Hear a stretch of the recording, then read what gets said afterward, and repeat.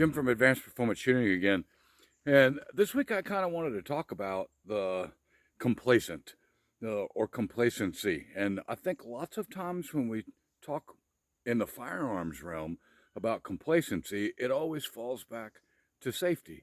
And I think while there are lots of issues associated with being complacent when it comes to the safety side, I think there should be just as many concerns about complacency when it comes to the practice and training side.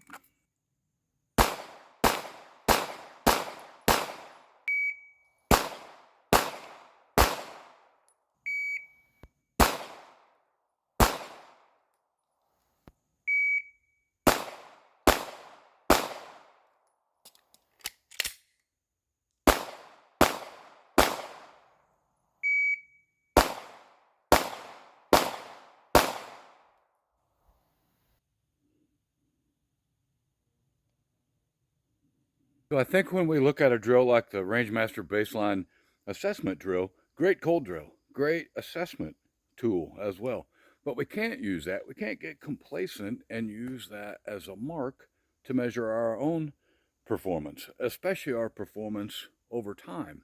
So I shot the drill cold, like it was intended to be shot, because it's an assessment tool.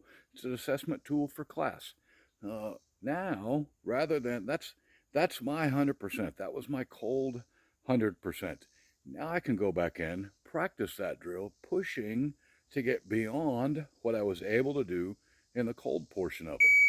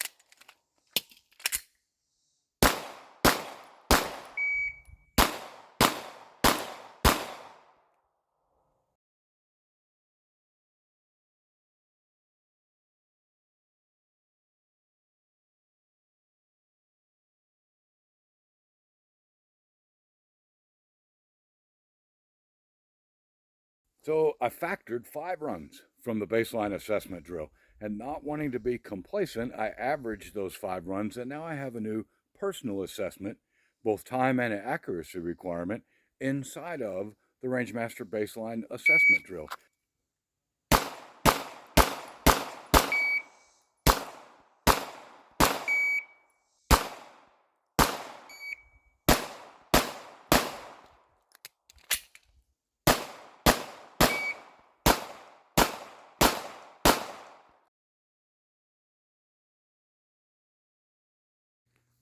So if we're truly going to raise the standard for ourselves, as well as the standard that we expect for quality training, then we can't be complacent. We have to push it. We have to push ourselves, and we have to push our expectations of the training that we're going to receive.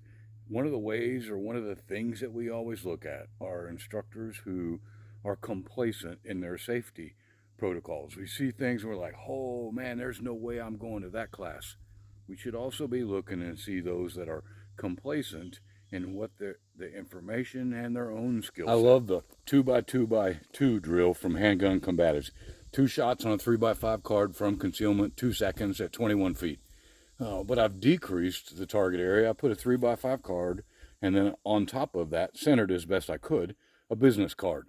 Still the same standard, still the same distance, still the same time limit, but not wanting to become complacent in my practice, we're going to increase that standard some.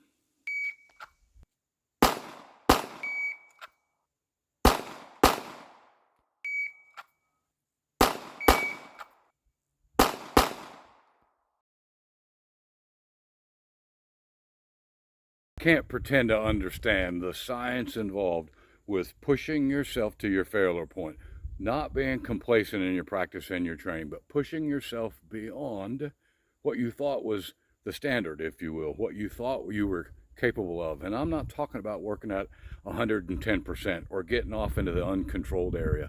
I'm talking about set a standard, find a standard, test yourself to that standard, that baseline assessment drill, pushing yourself beyond that and making that your new baseline. Raise the standard. Don't be complacent. We absolutely don't want to accept complacent when it comes to safety, but we shouldn't accept complacent when it comes to training and practice either.